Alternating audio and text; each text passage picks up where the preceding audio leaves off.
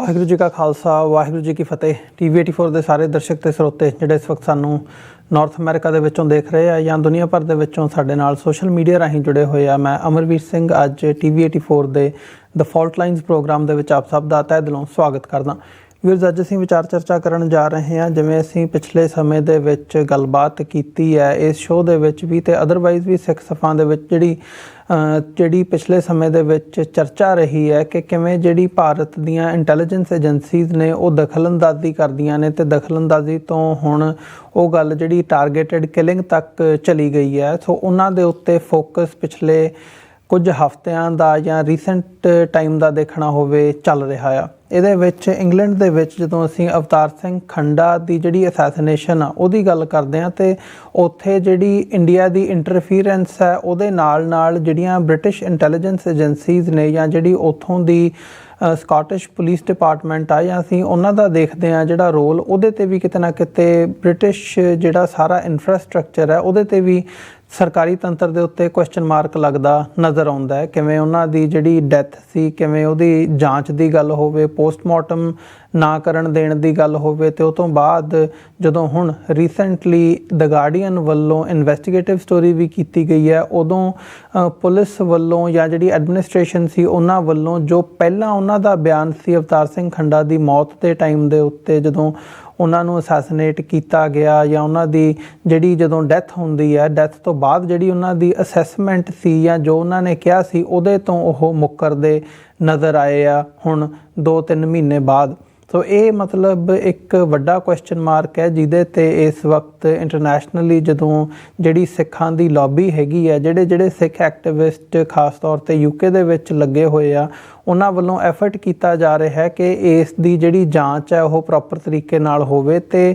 ਇਹ ਜਿਹੜਾ ਸੱਚ ਹੈਗਾ ਉਹ ਸਾਹਮਣੇ ਆਵੇ, ਲੋਕਾਂ ਦੇ ਵੀ ਸਾਹਮਣੇ ਆਵੇ ਤੇ ਜਿਹੜੀ ਬ੍ਰਿਟਿਸ਼ ਗਵਰਨਮੈਂਟ ਆ ਉਹ ਇਸ ਗੱਲ ਨੂੰ ਮੰਨੇ। ਜਿਹੜੀ ਵੀ ਇਹਦੀ ਪ੍ਰੋਪਰ ਜਾਂਚ ਦੇ ਥਰੂ ਗੱਲਾਂ ਸਾਹਮਣੇ ਆਉਣਗੀਆਂ ਉਹਦੇ ਲਈ ਜਿਹੜਾ ਯਤਨ ਹੈ ਉਹ ਕੀਤਾ ਜਾ ਰਿਹਾ ਹੈ। ਇਸ ਦੇ ਤਹਿਤ ਅਵਤਾਰ ਸਿੰਘ ਖੰਡਾ ਦੀ ਜਿਹੜੀ ਡੈਥ ਹੈ ਉਹਦੇ ਉੱਤੇ ਤੇ ਉਹਨਾਂ ਦੀ ਜਿਹੜੀ ਲਾਈਫ ਸੀ ਪਿਛਲੇ ਸਾਲਾਂ ਦੇ ਵਿੱਚ, ਕਿਵੇਂ ਇੰਡੀਆ ਦੀਆਂ ਏਜੰਸੀਆਂ ਵੱਲੋਂ, ਉੱਥੋਂ ਦੇ ਪੁਲਿਸ ਡਿਪਾਰਟਮੈਂਟ ਵੱਲੋਂ ਜਿਹੜੀਆਂ ਉਹਨਾਂ ਦੇ ਪਰਿਵਾਰ ਤੱਕ ਜਿਹੜੀ ਪਹੁੰਚ ਕੀਤੀ ਗਈ, ਕਿਵੇਂ ਉਹਨਾਂ ਨੂੰ ਹਰਾਸ ਕੀਤਾ ਜਾਂਦਾ ਰਿਹਾ, ਕਿਵੇਂ ਉੱਥੋਂ ਜਿਹੜੀ ਇੰਟੀਮੀਡੇਸ਼ਨ ਦੀ ਟੈਕਨੀਕ ਹੁੰਦੀ ਹੈ ਉਹ ਯੂਜ਼ ਕੀਤੀ ਜਾਂਦੀ ਰਹੀ ਹੈ, ਇਸ ਸਾਰੇ ਦੇ ਰਿਗਾਰਡਿੰਗ ਇੱਕ ਜਿਹੜੀ ਰਿਪੋਰਟ ਹੈ ਉਹ ਜਾਰੀ ਕੀਤੀ ਗਈ ਹੈ ਜਿਹਦੇ 'ਤੇ ਅਸੀਂ ਅੱਜ ਵਿਚਾਰ ਚਰਚਾ ਕਰਨ ਜਾ ਰਹੇ ਹਾਂ। ਤੇ ਉਹਦੇ ਵਿੱਚ ਕਨਕਲੂਜਨ ਦੇ ਵੱਲ ਨੂੰ ਜਾਂਦੇ ਹਾਂ, ਇੱਥੋਂ ਤੱਕ ਵੀ ਉਹ ਆਉਂਦਾ ਜੋ ਬਾਅਦ ਦੇ ਵਿੱਚ ਵੀ ਹੋਇਆ, ਜੋ ਅਸੀਂ ਸਾਰਿਆਂ ਨੇ ਸਾਡੇ ਸਾਹਮਣੇ ਦੇਖਿਆ ਕਿ ਅਵਤਾਰ ਸਿੰਘ ਖੰਡਾ ਦੀ ਈਵਨ ਜਦੋਂ ਮੌਤ ਤੋਂ ਬਾਅਦ ਉਹਨਾਂ ਦੀ ਦੇਹ ਨੂੰ ਵੀ ਵਾਪਸ ਜਾਣ ਦੀ ਇਜਾਜ਼ਤ ਨਹੀਂ ਸੀ ਦਿੱਤੀ ਗਈ ਤੇ ਉੱਥੋਂ ਜਦੋਂ ਅਸੀਂ ਦੇਖਦੇ ਹਾਂ ਬ੍ਰਿਟਿਸ਼ਰਜ਼ ਵੱਲੋਂ ਉਹਨਾਂ ਦੇ ਪਰਿਵਾਰ ਨੂੰ ਇੱਥੇ UK ਦੇ ਵਿੱਚ ਆਉਣ ਦੇ ਲਈ ਵੀ ਵੀਜ਼ਾ ਤੱਕ ਨਹੀਂ ਸੀ ਦਿੱਤਾ ਗਿਆ। ਸੋ ਇਹ ਕੁਝ ਕੁਐਸਚਨਸ ਨੇ ਜਿਹੜੇ ਰੇਜ਼ ਕੀਤੇ ਜਾਂਦੇ ਆ ਨਾਰਮਲੀ ਪਬਲਿਕ ਦੇ ਵਿੱਚ, ਆਮ ਤੌਰ 'ਤੇ ਸਿੱਖ ਸੰਗਤਾਂ ਦੇ ਵਿੱਚ, ਜਿਹਦੇ ਤੋਂ ਬ੍ਰਿਟਿਸ਼ਰਜ਼ ਦੀ ਤੇ ਇੰਡੀਅਨਸ ਦੀ ਜਿਹੜੀ ਕੋਲੈਬੋਰੇਸ਼ਨ ਹੈ ਆਪਸ ਦੇ ਵਿੱਚ ਵੀ, ਇਹਨਾਂ ਦੋਹਾਂ ਦੇ ਜਿਹੜੇ ਹੱਥ ਨੇ ਉਹ ਮਿਲੇ ਹੋਏ ਆ। ਜਦੋਂ ਸਿੱਖਾਂ ਨੂੰ ਕੁੱਟਣਾ ਹੁੰਦਾ ਜਾਂ ਸਿੱਖਾਂ ਨੂੰ ਟਾਰਗੇਟ ਕਰਨਾ ਹੁੰਦਾ ਉਦੋਂ ਕਿਤੇ ਨਾ ਕਿਤੇ ਜਿਹੜੀ ਉਹ ਭਾਈਵਾਲੀ ਹੈ ਉਹ ਨਜ਼ਰ ਆਉਂਦੀ ਹੈ। ਸੋ ਇਹਨਾਂ ਸਵਾਲਾਂ ਦੇ ਨਾਲ ਇਸ ਰਿਪੋਰਟ ਨੂੰ ਡਿਸਕਸ ਕਰਦੇ ਹਾਂ। ਸਾਡੇ ਨਾਲ ਸੁਖਵਿੰਦਰ ਸਿੰਘ ਸਾਡੇ ਕੋਰਸਪੋਂਡੈਂਟ ਟੋਰਾਂਟੋ ਤੋਂ ਜੁੜੇ ਹੋਏ ਆ। ਆਓ ਸ਼ੁਰੂਆਤ ਕਰੀਏ ਅੱਜ ਦੀ ਵਿਚਾਰ ਚਰਚਾ ਦੀ। ਸੁਖਵਿੰਦਰ ਸਿੰਘ ਜੀ, ਸਵਾਗਤ ਹੈ ਜੀ। ਵਾਹਿਗੁਰੂ ਜੀ ਕਾ ਖਾਲਸਾ ਵਾਹਿਗੁਰੂ ਜੀ ਕੀ ਫਤਿਹ ਜੀ। ਵਾਹਿਗੁਰੂ ਜੀ ਕਾ ਖਾਲਸਾ ਵਾਹਿਗੁਰੂ ਜੀ ਕੀ ਫਤਿਹ ਜੀ। ਸੁਖਵਿੰਦਰ ਸਿੰਘ ਜੀ, ਸ਼ੁਰੂਆਤ ਕਰੀਏ ਥੋੜ੍ਹਾ ਜਿਹਾ ਪਹਿਲਾਂ ਤੇ ਓਵਰਵਿਊ ਲਈਏ, ਕਿਉਂਕਿ ਜਦੋਂ ਅਸੀਂ ਡੀਟੇਲਡ ਰਿਪੋਰਟ ਦੀ ਗੱਲ ਕਰਦੇ ਹਾਂ, ਦ ਗਾਰਡੀਅਨ ਦੀ ਇਨਵੈਸਟੀਗੇਟਿਵ ਰਿਪੋਰਟ ਦੀ ਗੱਲ ਕਰਦੇ ਹਾਂ, ਕਿਹੜੇ ਕੁਐਸਚਨਸ ਜਾਂ ਕਿਹੜੀਆਂ ਗੱਲਾਂ ਨੇ ਜਿਹੜੀਆਂ ਫਿੱਟ ਨਹੀਂ ਹੁੰਦੀਆਂ ਜਿਹੜੀ ਸਰਕਾਰੀ ਨੈਰੇਟਿਵ ਜਾਂ ਸਰਕਾਰ ਵੱਲੋਂ ਜਿਹੜਾ ਬਿਆਨ ਇਨੀਸ਼ੀਅਲੀ ਦਿੱਤਾ ਗਿਆ ਸੀ, ਤੇ ਕਿਸ ਕਿਸਮ ਦੇ ਜਿਹੜੇ ਸਵਾਲ ਨੇ ਉਹ ਉੱਠਦੇ ਨਜ਼ਰ ਆ ਰਹੇ ਨੇ, ਇਹਦੇ 'ਤੇ ਗੱਲ ਕਰੀਏ ਪਹਿਲਾਂ। ਬਿਲਕੁਲ ਅਮਰਵੀਰ ਸਿੰਘ ਜੀ, ਜਿਹੜੀ ਇਹ ਰਿਪੋਰਟ ਆ ਇਹ ਸਿੱਖ ਆਰਗੇਨਾਈਜੇਸ਼ਨਸ ਜਿਹੜੀਆਂ UK ਦੀਆਂ ਨੇ ਉਹਨਾਂ ਦੇ ਵੱਲੋਂ ਇੱਕ ਜਿਹਨੂੰ ਤੱਥ ਖੋਜ ਆਪਾਂ ਕਮੇਟੀ ਕਹਿ ਸਕਦੇ ਹਾਂ, ਇੱਕ ਇਨਵੈਸਟੀਗੇਟਿਵ ਕਮੇਟੀ ਜਿਹੜੀ ਬਣਾਈ ਗਈ ਤੇ ਜਿਹਦੇ ਵੱਲੋਂ ਹੁਣ ਇਹ ਜਿਹੜੀ ਸਾਰੀ ਇੱਕ ਘਟਨਾ ਵਾਪਰੀ ਅਵਤਾਰ ਸਿੰਘ ਖੰਡਾ ਦੀ ਜਿਵੇਂ ਡੈਥ ਹੋਈ ਆ ਤੇ ਉਹਦੇ ਬਾਰੇ ਇਹ ਰਿਪੋਰਟ ਉਹਨਾਂ ਨੇ ਰਿਲੀਜ਼ ਕੀਤੀ ਆ। ਤੇ ਇਸ ਰਿਪੋਰਟ ਦੇ ਵਿੱਚ ਸਭ ਤੋਂ ਪਹਿਲੀ ਗੱਲ ਤਾਂ ਇਹ ਆ ਕਿ ਕਿਉਂਕਿ ਅਵਤਾਰ ਸਿੰਘ ਖੰਡਾ ਦੀ ਜਿਹੜੀ ਜਿਵੇਂ ਮੌਤ ਹੋਈ ਸੀ ਤਾਂ ਉਹਨੂੰ ਪਹਿਲੀ ਜਿਹੜੀ ਧਾਰਨਾ ਉਹਦੇ ਬਾਰੇ ਬਣਾਈ ਗਈ ਕਿ ਇੱਕ ਬਿਮਾਰੀ ਜਿਹੜੀ ਆ ਕੈਂਸਰ ਦੇ ਨਾਲ, ਬਲੱਡ ਕੈਂਸਰ ਦੇ ਨਾਲ ਉਹਨਾਂ ਦੀ ਮੌਤ ਹੋਈ, ਜਿਹੜਾ ਸਾਰਾ ਨੈਰੇਟਿਵ ਜਿਹੜੀ ਇੰਗਲੈਂਡ ਦੀਆਂ ਅਥਾਰਟੀਜ਼ ਨੇ ਉਹਨਾਂ ਵੱਲੋਂ ਐਸਟੈਬਲਿਸ਼ ਕੀਤਾ ਗਿਆ।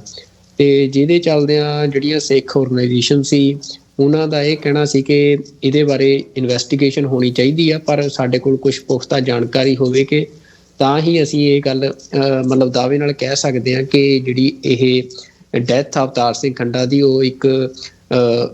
ਕਿਸੇ ਬਿਮਾਰੀ ਦੇ ਨਾਲ ਹੋਈ ਮੌਤ ਨਹੀਂ ਹੈ, ਬਲਕਿ ਇੱਕ ਅਸੈਸੀਨੇਸ਼ਨ ਆ, ਜਿਵੇਂ ਦਾ ਦੌਰ ਸਿੱਖ ਐਕਟਿਵਿਸਟਾਂ ਦੇ ਉੱਤੇ ਵੈਸਟਰਨ ਕੰਟਰੀਜ਼ ਦੇ ਵਿੱਚ ਚੱਲ ਰਿਹਾ ਆ ਜੀ। ਤੇ ਹੁਣ ਜਿਹੜੀ ਇਹ ਸਿੱਖ ਸੰਗਤ ਦੀ ਰਿਪੋਰਟ ਆ ਉਹਦੇ ਵਿੱਚ ਸਿੱਖ ਸੰਗਤ ਨੇ ਇਹ ਗੱਲ ਪ੍ਰਵਾਨ ਕੀਤੀ ਆ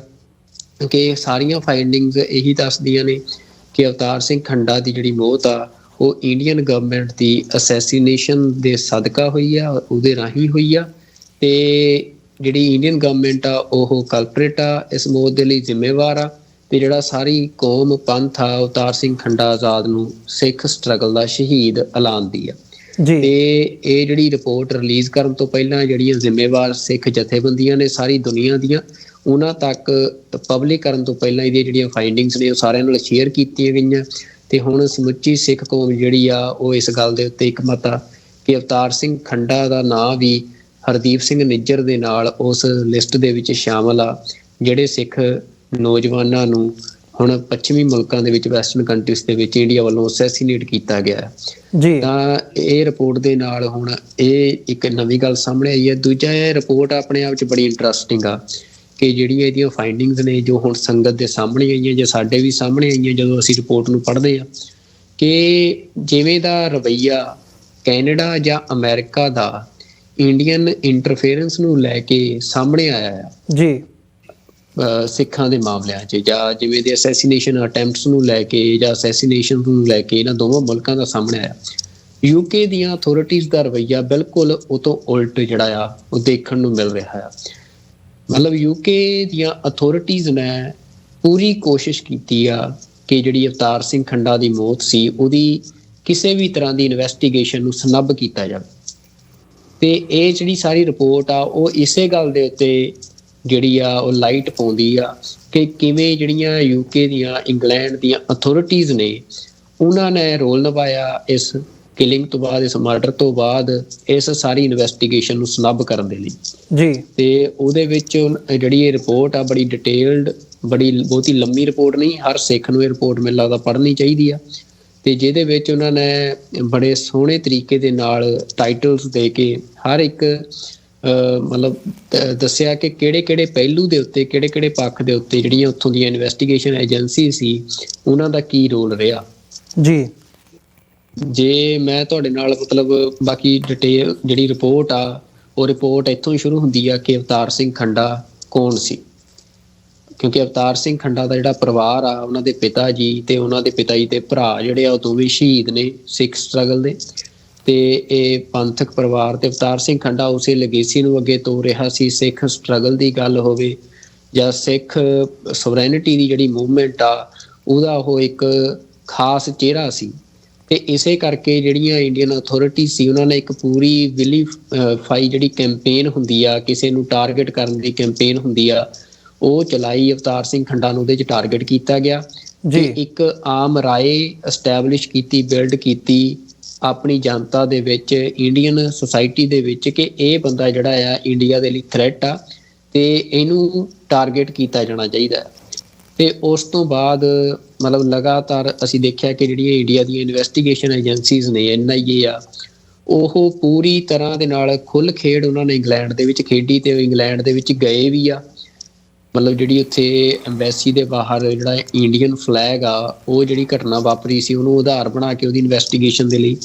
ਤੇ ਇਸ ਤੋਂ ਪਹਿਲਾਂ ਵੀ ਜਿਹੜਾ ਇੰਗਲੈਂਡ ਦੇ ਵਿੱਚ ਜਿਹੜੇ ਸਿੱਖ ਐਕਟਿਵਿਸਟ ਨੇ ਉਹਨਾਂ ਦੇ ਘਰਾਂ ਦੇ ਉੱਤੇ ਜਿਹੜੀਆਂ ਛਾਪੇਮਾਰੀਆਂ ਉੱਥੋਂ ਦੀਆਂ ਅਥਾਰਟੀਆਂ ਵੱਲੋਂ ਕੀਤੀਆਂ ਗਈਆਂ ਸੀ, ਉਹਦਾ ਵੀ ਇਸ ਰਿਪੋਰਟ ਦੇ ਵਿੱਚ ਜ਼ਿਕਰ ਆ ਕਿ ਉਹ ਸਾਰਾ ਕੁਛ ਜਿਹੜਾ ਆ ਉਹ ਇੰਡੀਅਨ ਜਿਹੜੀਆਂ ਏਜੰਸੀਜ਼ ਨੇ ਉਹਨਾਂ ਦੇ ਨਾਲ ਪੂਰੀ ਤਰ੍ਹਾਂ ਤਾਲਮੇਲ ਦੇ ਵਿੱਚ ਜਿਹੜੀਆਂ ਇੰਗਲੈਂਡ ਦੀਆਂ ਅਥਾਰਟੀਜ਼ ਨੇ ਉਹਨਾਂ ਵੱਲੋਂ ਉਹ ਕਾਰਵਾਈ ਸਿੱਖਾਂ ਦੇ ਖਿਲਾਫ ਕੀਤੀ ਗਈ ਸੀ। ਤੇ ਜਿਹੜਾ ਇਹ ਫਿਰ ਮਤਲਬ ਐਕਸਟ੍ਰੀਮ ਹੋ ਗਿਆ ਕਿ ਪਹਿਲਾਂ ਤਾਂ ਇੰਡੀਆ ਜਿਹੜਾ ਆ ਉਹ ਇਸ ਤਰ੍ਹਾਂ ਦੇ ਨਾਲ, ਜਿਵੇਂ ਅਵਤਾਰ ਸਿੰਘ ਖੰਡਾ ਦੇ ਪਰਿਵਾਰ ਨੂੰ ਵੀ ਇੰਡੀਆ ਦੇ ਵਿੱਚ ਥਾਣੇ ਦੇ ਵਿੱਚ ਰੱਖ ਕੇ ਜਲੀਲ ਕੀਤਾ ਗਿਆ, ਮੈਂਟਲ ਪ੍ਰੈਸ਼ਰ ਪਾਉਣ ਦੀ ਕੋਸ਼ਿਸ਼ ਕੀਤੀ ਗਈ ਅਵਤਾਰ ਸਿੰਘ ਖੰਡਾ ਦੇ ਉੱਤੇ, ਤੇ ਉਸ ਤੋਂ ਬਾਅਦ ਫਿਰ ਫਿਜ਼ੀਕਲ ਅਸੈਸੀਨੇਸ਼ਨ ਤੱਕ ਜਿਵੇਂ ਮਤਲਬ ਇਹ ਗੱਲ ਪਹੁੰਚੀ ਆ। ਤਾਂ ਉਹ ਅਸੈਸੀਨੇਸ਼ਨ ਤੋਂ ਬਾਅਦ ਜਿਹੜੀਆਂ ਗੱਲਾਂ ਪਹਿਲਾਂ ਵੀ ਮਤਲਬ ਸਾਡੇ ਸਾਹਮਣੇ ਆ ਕਿ ਸਿੱਖਾਂ ਨੂੰ ਇਸ ਗੱਲ ਦਾ ਨਹੀਂ ਸੀ ਪਤਾ ਕਿ ਅਵਤਾਰ ਸਿੰਘ ਖੰਡਾ ਜਿਹੜਾ ਕਿ ਬਹੁਤ ਜ਼ਿਆਦਾ ਮਤਲਬ ਮਿਲਵਰਤਨ ਵਾਲਾ ਸਿੰਘ ਸੀ ਉੱਥੇ ਸਾਰੇ ਇੰਗਲੈਂਡ ਦੇ ਵਿੱਚ, ਕਿ ਉਹਦੇ ਬਾਰੇ ਬੜੇ ਨੇੜਲੇ ਸਿੰਘਾਂ ਨੂੰ ਵੀ ਨਹੀਂ ਸੀ ਪਤਾ ਕਿ ਉਹ ਹਸਪਤਾਲ ਦੇ ਵਿੱਚ ਦਾਖਲ ਹੋਇਆ ਜੀ, ਕਿ ਉਹ ਬਿਲਕੁਲ ਰਾਜੀ ਖੁਸ਼ੀ ਸੀ ਕੁਛ ਦਿਨ ਪਹਿਲਾਂ ਤੱਕ, ਤੇ ਇੱਕੋ ਦਮ ਹਸਪਤਾਲ 'ਚ ਦਾਖਲ ਹੁੰਦਾ ਆ। ਤੇ ਸਿੱਖਾਂ ਨੂੰ ਇੰਡੀਅਨ ਮੀਡੀਆ ਤੋਂ ਇਹ ਖਬਰ ਪਤਾ ਲੱਗਦੀ ਆ ਕਿ ਜਿਹੜਾ ਅਵਤਾਰ ਸਿੰਘ ਖੰਡਾ ਆ ਉਹਨੂੰ ਜ਼ਹਿਰ ਦਿੱਤੀ ਗਈ ਆ, ਪੋਇਜ਼ਨ ਦਿੱਤੀ ਗਈ ਆ। ਤੇ ਫਿਰ ਜਦੋਂ ਸਿੱਖਾਂ ਨੂੰ ਇਹ ਖਬਰ ਪਤਾ ਲੱਗਦੀ ਆ ਤਾਂ ਕੁਝ ਘੰਟਿਆਂ ਦੇ ਵਿੱਚ ਹੀ ਜਿਹੜੀ ਅਵਤਾਰ ਸਿੰਘ ਖੰਡਾ ਦੀ ਜਿਹੜੀ ਆ ਉਹ ਡੈਥ ਦੀ ਖਬਰ ਸਾਹਮਣੇ ਆ ਜਾਂਦੀ ਆ। ਤਾਂ ਹੁਣ ਜਿਹੜੀ ਇਹ ਰਿਪੋਰਟ ਆ ਉਸ ਰਿਪੋਰਟ ਦੇ ਵਿੱਚ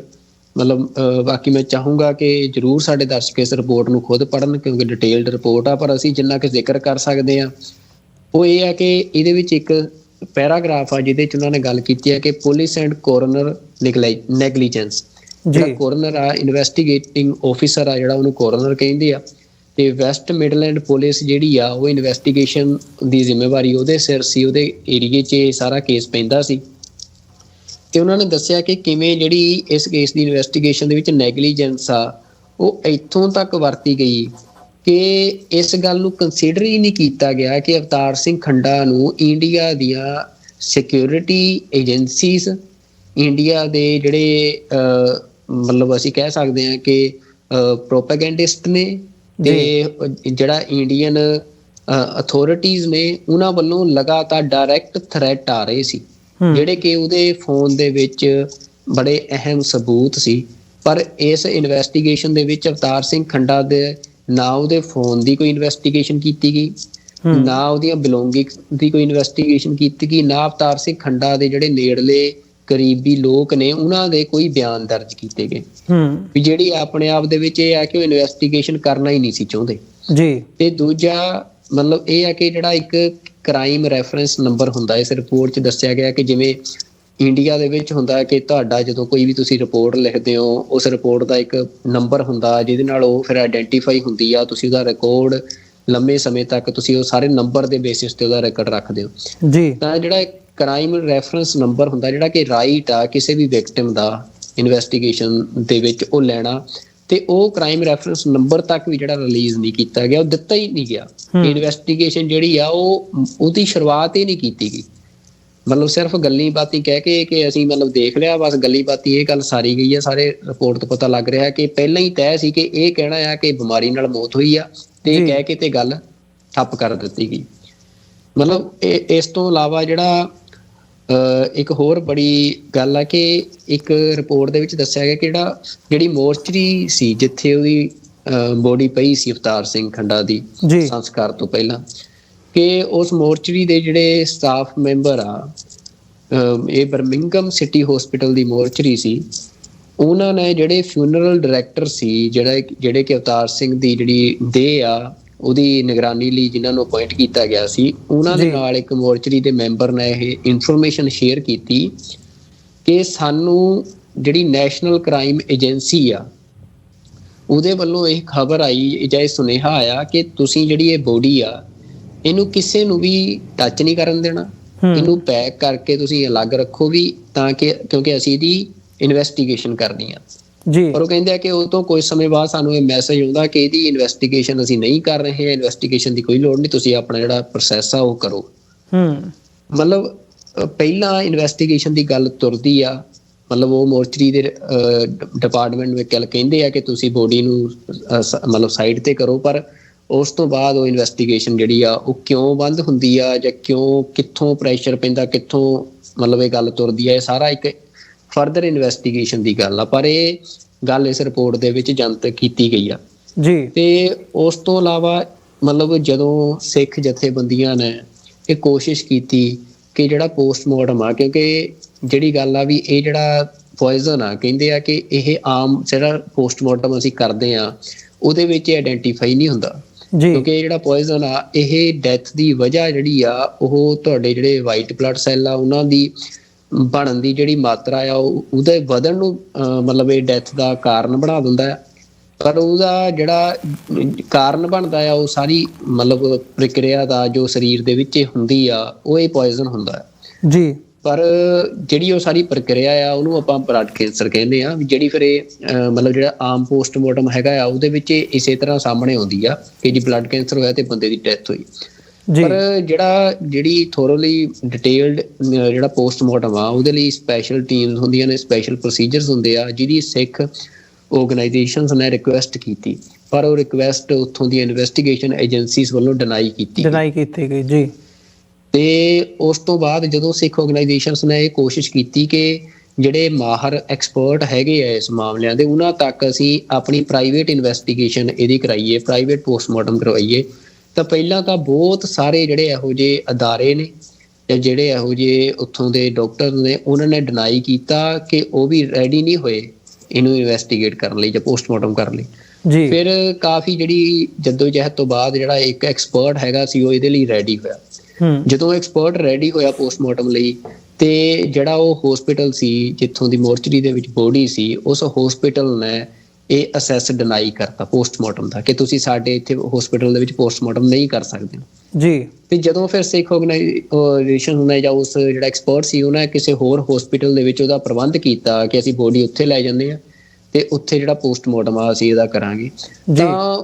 ਮਤਲਬ ਜਿਹੜਾ ਇਨਵੈਸਟੀਗੇਟਿੰਗ ਆਫਿਸਰ ਸੀ, ਉਹਨਾਂ ਨੇ ਜਿਹੜੀ ਪਹਿਲਾਂ ਤਾਂ ਇਹ ਸ਼ਰਾਰਤ ਕੀਤੀ ਕਿ ਕਾਲ ਦੇ ਵਿੱਚ ਉਹਨਾਂ ਨੇ ਬੋਡੀ ਨੂੰ ਜਿਹੜਾ ਫਰੀਜ਼ਰ ਹੁੰਦਾ ਆ, ਉਹਦੇ ਵਿੱਚ ਲਾਉਣ ਤੇ ਆਰਡਰ ਦੇ ਦਿੱਤੇ, ਜਿਹਦੇ ਨਾਲ ਕੀ ਹੁੰਦਾ ਕਿ ਜਦੋਂ ਇੱਕ ਵਾਰ ਬੋਡੀ ਜਿਹੜੀ ਆ ਉਹ ਫਰੀਜ਼ ਹੋ ਜਾਂਦੀ ਆ, ਫਿਰ ਉਹ ਤੋਂ ਬਾਅਦ ਉਹਦਾ ਪੋਸਟਮਾਰਟਮ ਨਹੀਂ ਹੋ ਸਕਦਾ ਉਸ ਤਰੀਕੇ ਨਾਲ। ਤੇ ਜਦੋਂ ਫਿਰ ਇਹਦੇ ਤੇ ਕੁਐਸਚਨ ਰੇਜ਼ ਕੀਤਾ ਗਿਆ ਤੇ ਕਿਹਾ ਗਿਆ ਕਿ ਅਸੀਂ ਪੋਸਟਮਾਰਟਮ ਕਰਾਉਣਾ ਚਾਹੁੰਦੇ ਆ, ਫਿਰ ਸਿੱਧਾ ਉਹਨਾਂ ਨੇ ਕਹਿਤਾ ਕਿ ਅਸੀਂ ਤੁਹਾਨੂੰ ਬੋਡੀ ਮੂਵ ਕਰਨ ਦੀ ਇਜਾਜ਼ਤ ਨਹੀਂ ਦੇ ਸਕਦੇ। ਤੇ ਉਹ ਜਿਹੜਾ ਦੂਜੇ ਪਾਸੇ ਇਹ ਸੀ ਕਿ ਜਿਹੜਾ ਅਵਤਾਰ ਸਿੰਘ ਖੰਡਾ ਦਾ ਪਰਿਵਾਰ ਸੀ, ਉਹ ਲਗਾਤਾਰ ਉਹਨਾਂ ਦੇ ਵੀਜ਼ਾ ਲਈ ਐਪਲੀਕੇਸ਼ਨ ਜਿਹੜੀਆਂ ਲਾਈਆਂ ਜਾ ਰਹੀਆਂ ਸੀ ਜੀ, ਤੇ ਉਹਦੇ ਲਈ ਡੈਥ ਸਰਟੀਫਿਕੇਟ ਦੀ ਜ਼ਰੂਰਤ ਸੀ। ਤੇ ਉਹ ਡੈਥ ਸਰਟੀਫਿਕੇਟ ਜਿਹੜਾ ਆ, ਉਹ ਵੀ ਤਾਂ ਹੀ ਮਿਲ ਸਕਦਾ ਸੀ ਜਿਹੜਾ ਇਨਵੈਸਟੀਗੇਟਿੰਗ ਆਫਿਸਰ ਆ, ਉਹ ਜੇ ਕਹਿ ਰਿਹਾ ਸੀ ਵੀ ਜਿਹੜਾ ਪ੍ਰੋਸੈਸ ਅਸੀਂ ਕਹਿ ਰਹੇ ਹਾਂ ਉਹਦੇ ਮੁਤਾਬਕ ਤੁਸੀਂ ਚੱਲੋ ਤਾਂ ਅਸੀਂ ਤੁਹਾਨੂੰ ਡੈਥ ਸਰਟੀਫਿਕੇਟ ਦੇਵਾਂਗੇ। ਮਤਲਬ ਉਹ ਰਿਪੋਰਟ ਜਿਹੜੀ ਆ, ਇਹ ਕਲੀਅਰ ਕੱਟ ਇਹ ਦੱਸਦੀ ਆ ਕਿ ਇੰਗਲੈਂਡ ਦੀਆਂ ਜਿਹੜੀਆਂ ਇਨਵੈਸਟੀਗੇਟਿੰਗ ਏਜੰਸੀਜ਼ ਆ ਜੀ, ਉਹਨਾਂ ਨੇ ਇਹ ਸਾਰੀ ਇਨਵੈਸਟੀਗੇਸ਼ਨ ਨੂੰ ਕਰਨ ਦੀ ਬਜਾਏ ਇਨਵੈਸਟੀਗੇਸ਼ਨ ਨੂੰ ਸਨੱਬ ਕਰਨ ਦਾ ਪੂਰਾ ਜ਼ੋਰ ਲਾਇਆ। ਜਦ ਕਿ ਅਸੀਂ US ਤੇ ਕੈਨੇਡਾ ਦੇ ਵਿੱਚ ਜੋ ਦੇਖਦੇ ਹਾਂ ਕਿ ਉੱਥੇ ਮਤਲਬ ਜਿਹੜੀਆਂ ਇੱਥੋਂ ਦੇ ਮੁਲਕਾਂ ਦੀਆਂ ਸਰਕਾਰਾਂ ਨੇ, ਉਹਨਾਂ ਨੇ ਸਿੱਖਾਂ ਦੇ ਉੱਤੇ ਹੋਏ ਅਟੈਕ ਦੇ ਵਿੱਚ ਆਪ ਅੱਗੇ ਵੱਧ ਕੇ ਜਿਹੜਾ ਆ ਵੀ ਉਹ ਇੰਡੀਆ ਦੀ ਜਿਹੜੀ ਅਕਾਊਂਟੇਬਿਲਿਟੀ ਆ ਉਹਨੂੰ ਫਿਕਸ ਕਰਨ ਦੀ ਉਹ ਕੋਸ਼ਿਸ਼ ਕਰ ਰਹੇ ਆ ਜੀ। ਪਰ UK ਦੇ ਵਿੱਚ ਜੇ ਹੋ ਰਿਹਾ, ਮਤਲਬ ਇਹ ਹੁਣ ਜਿਹੜਾ UK ਦੇ ਸਿੱਖ ਨੇ, ਉਹਨਾਂ ਦੇ ਲਈ ਇਹ ਬੜੀ ਚਿੰਤਾ ਦਾ ਵਿਸ਼ਾ ਵੀ ਆ ਵੀ ਜਿਹੜੀ UK ਦੀ ਗਵਰਨਮੈਂਟ ਆ, ਉਹ ਟੋਟਲੀ ਮਤਲਬ ਜਿਹੜੀਆਂ ਇੰਡੀਆ ਦੀਆਂ ਅਥਾਰਟੀਜ਼ ਨੇ ਵੀ ਉਹਨਾਂ ਦੇ ਨਾਲ ਉਹਨਾਂ ਦੇ ਮੁਤਾਬਕ ਜਿਹੜਾ ਆ ਮਿਲ ਕੇ ਜਿਹੜੀ ਸਿੱਖ ਐਕਟਿਵਿਜ਼ਮ ਉੱਥੋਂ ਦਾ ਵੀ ਉਹਦਾ ਐਕਸਟ੍ਰੀਮ ਹੁੰਦਾ ਵੀ ਬੰਦਾ ਤੁਹਾਡਾ ਮਾਰ ਦਿੱਤਾ ਜਾਵੇ, ਤੇ ਫਿਰ ਮਤਲਬ ਜਿਹੜੀ ਤੁਹਾਡੀ ਲੋਕਲ ਇਨਵੈਸਟੀਗੇਸ਼ਨ ਆ, ਉਹ ਤੁਹਾਡੇ ਜਿਹੜੀ ਫੋਰਨ ਕੋਈ ਐਕਟਰਸ ਨੇ, ਫੋਰਨ ਸਟੇਟ ਆ, ਉਹਦੇ ਨਾਲ ਅਲਾਈ ਹੋ ਜੇ ਤੁਹਾਡੀ ਇਨਵੈਸਟੀਗੇਸ਼ਨ ਨੂੰ ਸਨੱਬ ਕਰਨ ਦੇ ਲਈ। ਤਾਂ ਫਿਰ ਸਿੱਖਾਂ ਦੀ ਸੇਫਟੀ ਮੈਨੂੰ ਲੱਗਦਾ ਕਿ UK ਦੇ ਵਿੱਚ ਹੁਣ ਹਰ ਸਿੱਖ ਐਕਟਿਵਿਸਟ ਦੇ ਲਈ ਇਹ ਬਹੁਤ ਬੜੇ ਫਿਕਰ ਵਾਲੀ ਗੱਲ ਆ ਵੀ ਜੇ ਜੋ ਇਹ ਰਿਪੋਰਟ ਦੇ ਵਿੱਚ ਸਾਹਮਣੇ ਆਇਆ ਵੀ ਇੰਡੀਆ ਜਿਹੜਾ ਆ ਉਹਦੀ ਇੰਟਰਫੇਰੈਂਸ ਇਸ ਪੱਧਰ ਤੱਕ ਜੇ ਉੱਥੇ UK ਦੇ ਵਿੱਚ ਹੈਗੀ ਆ। ਜੀ ਬਿਲਕੁਲ ਨਹੀਂ, ਇਹ ਇੱਕ ਸੀਰੀਅਸ ਕੰਸਰਨ ਹੈ ਤੇ ਇਹ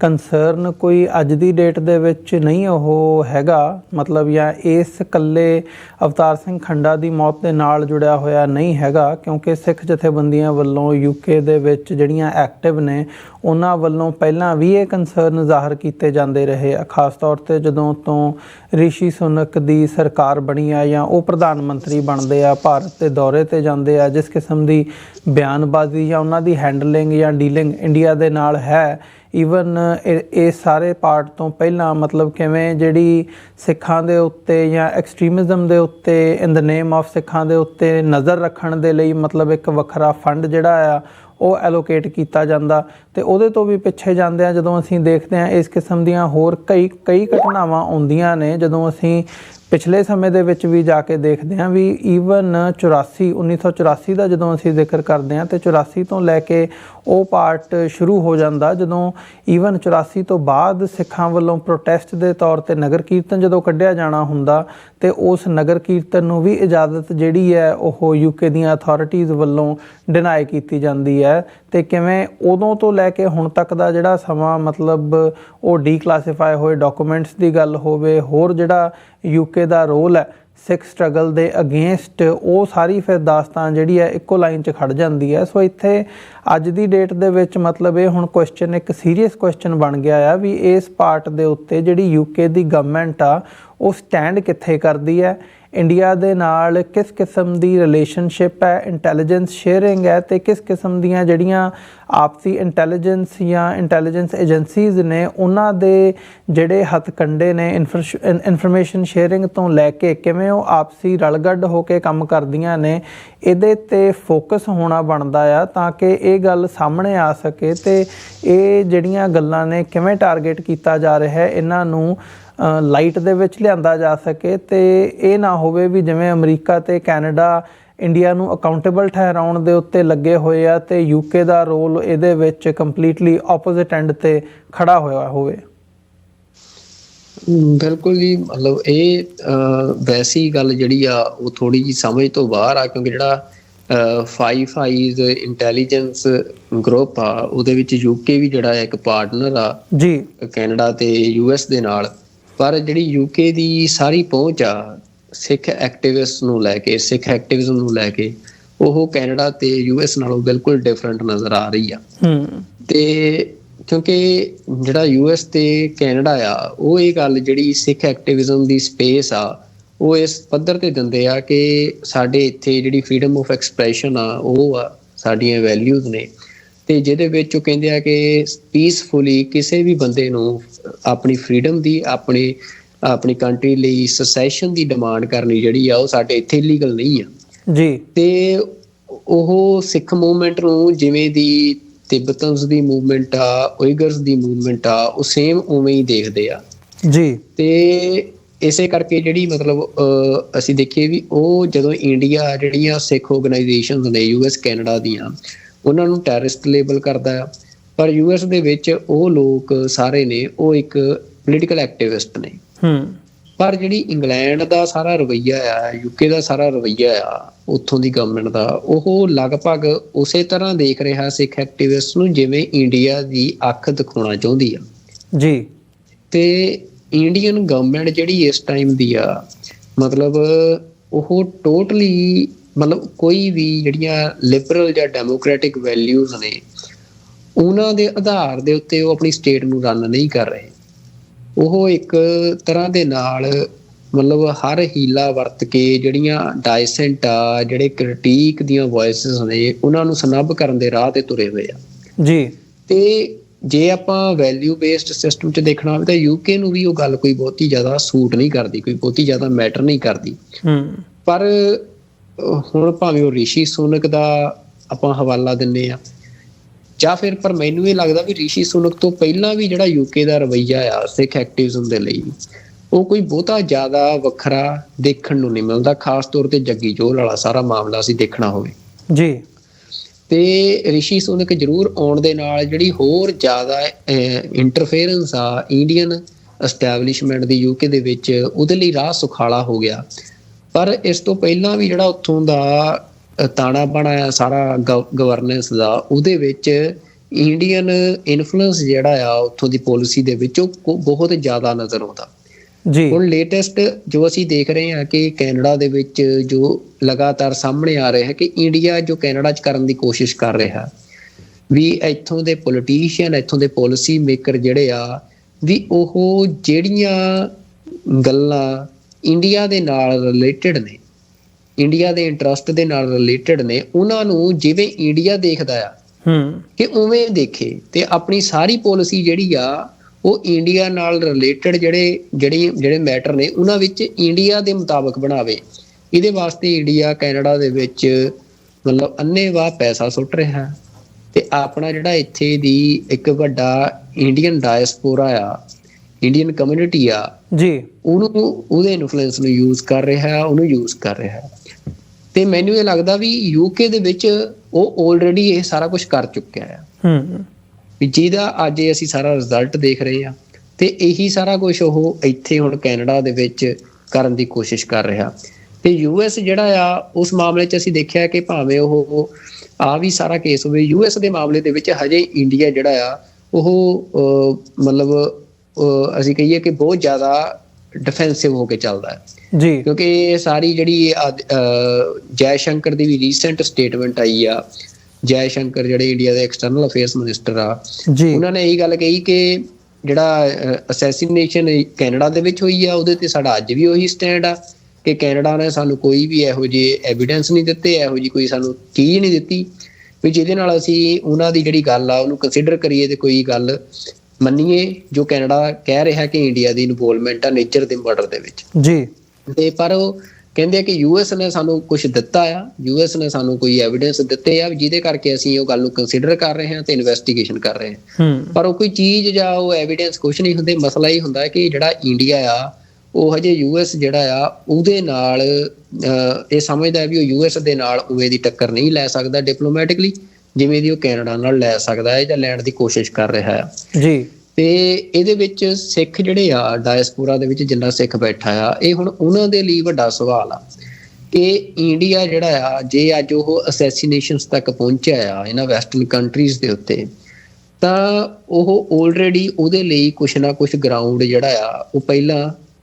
ਬਣਾ ਚੁੱਕਿਆ ਆ ਜੀ। ਤੇ ਇਹ ਜ਼ਰੂਰ ਹੁੰਦਾ ਕਿ ਉਹ ਜਿਹੜਾ ਗਰਾਊਂਡ ਆ ਤੁਹਾਡੀ ਜਦੋਂ ਤੁਸੀਂ ਕਿਸੇ ਦੇ ਉੱਤੇ ਅਟੈਕ ਕਰਦੇ ਹੋ, ਰਿਸਕ ਹਮੇਸ਼ਾ ਹੁੰਦਾ ਪੋਲਿਟਿਕਸ 'ਚ, ਤੇ ਇੰਡੀਆ ਉਹ ਰਿਸਕ ਲੈ ਰਿਹਾ ਉਹ ਗਰਾਊਂਡ ਨੂੰ ਬਣਾ ਕੇ, ਤੇ ਉਹਦਾ ਉਹ ਰਿਸਕ ਜਿਹੜਾ ਆ ਉਹ ਯੂਐਸ ਤੇ ਕੈਨੇਡਾ ਦੇ ਵਿੱਚ ਉਹਦੇ ਖਿਲਾਫ ਹੁਣ ਭੁਗਤ ਰਿਹਾ ਹੈ। ਪਰ ਯੂਕੇ ਦੇ ਵਿੱਚ ਜਿਹੜਾ ਅਸੀਂ ਦੇਖਣ 'ਚ ਆਇਆ ਵੀ ਉਹ ਕਾਫੀ ਸਟਰੋਂਗ ਹੋਲਡ ਜਿਹੜਾ ਆ ਆਪਣਾ ਕਰੀ ਬੈਠੇ ਆ। ਤੇ ਜਿਹੜੀ ਸਿੱਖ ਐਕਟਿਵਿਜ਼ਮ ਆ ਉਹ ਯੂਕੇ ਦੇ ਵਿੱਚ ਮਤਲਬ ਇਸ ਰਿਪੋਰਟ ਤੋਂ ਬਾਅਦ ਮੈਨੂੰ ਲੱਗਦਾ ਕਿ ਉਹ ਬਹੁਤ ਜ਼ਿਆਦਾ ਅੰਡਰ ਥ੍ਰੈਟ ਆ। ਤੇ ਯੂਕੇ ਦੀ ਹੁਣ ਸਿੱਖ ਕਮਿਊਨਿਟੀ ਜਿਹੜੀ ਆ ਉਹਨੂੰ ਇਹ ਚਾਹੀਦਾ ਆ ਕਿ ਉਹ ਆਪਣੀ ਸਟਰੈਂਥ ਨੂੰ ਰੀਗੇਨ ਕਰੇ ਉੱਥੇ ਗਰਾਊਂਡ ਦੇ ਉੱਤੇ। ਤੇ ਜਿਹੜੀ ਇੱਕ ਡਿਪਲੋਮੇਸੀ ਹੁੰਦੀ ਆ ਜਾਂ ਜਿਹੜਾ ਇੱਕ ਤੁਹਾਡੀ ਡੈਮੋਕ੍ਰੇਸੀ ਦੇ ਵਿੱਚ ਤੁਹਾਡੀ ਵੋਟ ਸ਼ੇਅਰਿੰਗ ਹੁੰਦੀ ਆ, ਉਹਨੂੰ ਤੁਸੀਂ ਕਿਵੇਂ ਸਿੱਖ ਇੰਟਰਸਟ ਦੇ ਨਾਲ ਸਿੰਕ ਕਰਨਾ ਆ, ਤੇ ਸਿੰਕ ਕਰਕੇ ਤੁਸੀਂ ਕਿਵੇਂ ਆਪਣੀ ਜਿਹੜੀ ਸੇਫਟੀ ਆ ਆਪਣੀ ਕਮਿਊਨਿਟੀ ਦੀ ਆਪਣੇ ਕੰਸਰਨ ਨੇ ਉਹਨਾਂ ਨੂੰ ਤੁਸੀਂ ਸਿਕਿਉਰ ਕਰਨਾ ਜੀ। ਵੀ ਇਹ ਹੁਣ ਯੂਕੇ ਦੇ ਜਿਹੜੀਆਂ ਖਾਸ ਤੌਰ ਤੇ ਵੱਡੀਆਂ ਆਰਗੇਨਾਈਜੇਸ਼ਨਸ ਨੇ ਉਹਨਾਂ ਦੇ ਲਈ ਹੁਣ ਇੱਕ ਵੱਡਾ ਸਵਾਲ ਆ। ਤੇ ਆਲ ਓਵਰ ਗਲੋਬ ਜਿਹੜਾ ਸਿੱਖ ਐਕਟਿਵਿਜ਼ਮ ਆ ਉਹਦੇ ਲਈ ਇਹ ਜ਼ਰੂਰ ਇੱਕ ਕੋਈ ਫਿਕਰ ਵਾਲੀ ਗੱਲ ਨਹੀਂ ਮੈਂ ਕਹਿੰਦਾ, ਪਰ ਇਹ ਚੈਲੰਜ ਜ਼ਰੂਰ ਆ ਕਿ ਇੰਡੀਆ ਜਿਹੜਾ ਆ ਉਹ ਹੁਣ ਜਦੋਂ ਨੰਗਾ ਹੋ ਗਿਆ ਆ, ਮਤਲਬ ਜਦੋਂ ਕਹਿੰਦੇ ਆ ਜੀ ਬੰਦਾ ਕੁੱਲ ਹਮਾਮ ਦੇ ਵਿੱਚ ਨੰਗਾ ਹੋ ਜੇ ਤੇ ਫਿਰ ਉਹ ਬੇਸ਼ਰਮ ਹੋ ਜਾਂਦਾ ਹੈ। ਜਦੋਂ ਮਤਲਬ ਇੰਡੀਆ ਇਸ ਟਾਈਮ ਪੂਰੀ ਤਰ੍ਹਾਂ ਦੇ ਨਾਲ ਨੰਗਾ ਹੋ ਚੁੱਕਿਆ ਹੈ। ਜਿਹੜਾ ਇੱਕ ਵੈਲਿਊ ਬੇਸਡ ਡੈਮੋਕ੍ਰੈਟਿਕ ਵੈਲਿਊਜ਼ ਦਾ ਇੱਕ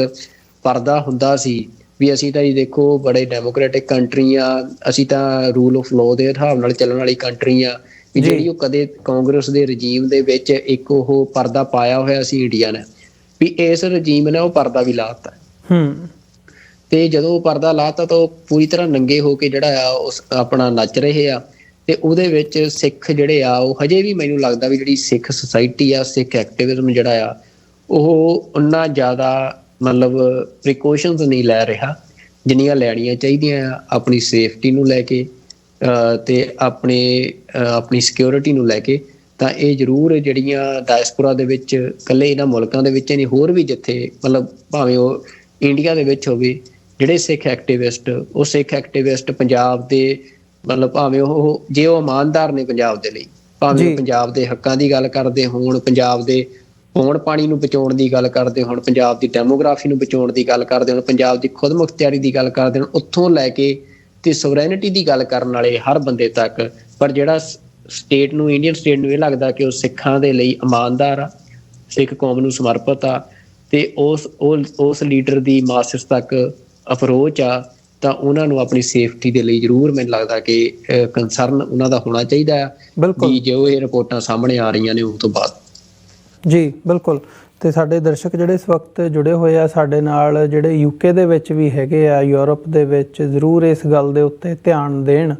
ਤਾਂ ਕਿ ਆਉਣ ਵਾਲੇ ਸਮੇਂ ਦੇ ਵਿੱਚ ਜਿਹੜੀਆਂ ਡਿਵੈਲਪਮੈਂਟਸ ਹੁੰਦੀਆਂ ਨੇ ਜਾਂ ਗੱਲ ਪੋਲੀਟੀਕਲੀ ਕਿਸ ਪਾਸੇ ਨੂੰ ਜਾਂਦੀ ਹੈ, ਉਹ ਜਿਹੜਾ ਇੱਕ ਪ੍ਰੈਸ਼ਰ ਹੈ ਸਿੱਖ ਐਕਟਿਵਿਸਟਸ ਵੱਲੋਂ, ਆਰਗੇਨਾਈਜੇਸ਼ਨਸ ਵੱਲੋਂ, ਉਹ ਬਣ ਕੇ ਰਹਿਣਾ ਚਾਹੀਦਾ ਆ, ਤਾਂ ਕਿ ਜਿਹੜੀ ਇਹ ਰਿਪੋਰਟਸ ਦੇ ਵਿੱਚ ਫਾਈਂਡਿੰਗਸ ਨੇ ਉਹਨਾਂ ਨੂੰ ਜੇ ਕਨਵਰਟ ਕੀਤਾ ਜਾ ਸਕੇ ਪ੍ਰੈਸ਼ਰ ਦੇ ਰੂਪ ਦੇ ਵਿੱਚ, ਤੇ ਇਵੈਂਚੁਅਲੀ ਜੇ ਉਹਦੇ 'ਤੇ ਜਿਹੜਾ ਇੱਕ ਜਿਹਨੂੰ ਕਹਿੰਦੇ ਆ ਵੀ ਕੋਈ ਟੈਂਜੀਬਲ ਤੁਹਾਡੇ ਕੋਲ ਸੋਲਿਊਸ਼ਨ ਦੇ ਰੂਪ ਦੇ ਵਿੱਚ ਸਾਹਮਣੇ ਆ ਸਕੇ ਕਿ ਅਸੀਂ ਉਹਦੇ 'ਚੋਂ ਕੁਝ ਅਚੀਵ ਕਰ ਸਕੇ ਹਾਂ ਜਾਂ ਕੁਝ ਚੇਂਜ ਕਰ ਸਕੇ ਹਾਂ, ਇਹ ਇੱਕ ਵੱਡੀ ਗੱਲ ਹੈ। ਸੋ ਸਾਡਾ ਸਮਾਂ ਅੱਜ ਦੇ ਸ਼ੋਅ ਦੇ ਲਈ ਇੱਥੇ ਹੀ ਸਮਾਪਤ ਹੁੰਦਾ। ਸੁਖਵਿੰਦਰ ਸਿੰਘ ਜੀ, ਸਾਡੇ ਦਰਸ਼ਕਾਂ ਕੋਲੋਂ ਇਜਾਜ਼ਤ ਲਈਏ। ਅੰਤ ਦੇ ਵਿੱਚ ਦੁਬਾਰਾ ਫਿਰ ਵਿਚਾਰ ਚਰਚਾ ਕਰਾਂਗੇ ਕੱਲ੍ਹ ਨੂੰ ਨਵੇਂ ਟੌਪਿਕ ਦੇ ਉੱਤੇ। ਫਤਿਹ ਦੀ ਸਾਂਝ ਪਾਈਏ ਅੰਤ ਦੇ ਵਿੱਚ। ਵਾਹਿਗੁਰੂ ਜੀ ਕਾ ਖਾਲਸਾ, ਵਾਹਿਗੁਰੂ ਜੀ ਕੀ ਫਤਿਹ ਜੀ। ਵਾਹਿਗੁਰੂ ਜੀ ਕਾ ਖਾਲਸਾ, ਵਾਹਿਗੁਰੂ ਜੀ ਕੀ ਫਤਿਹ ਜੀ।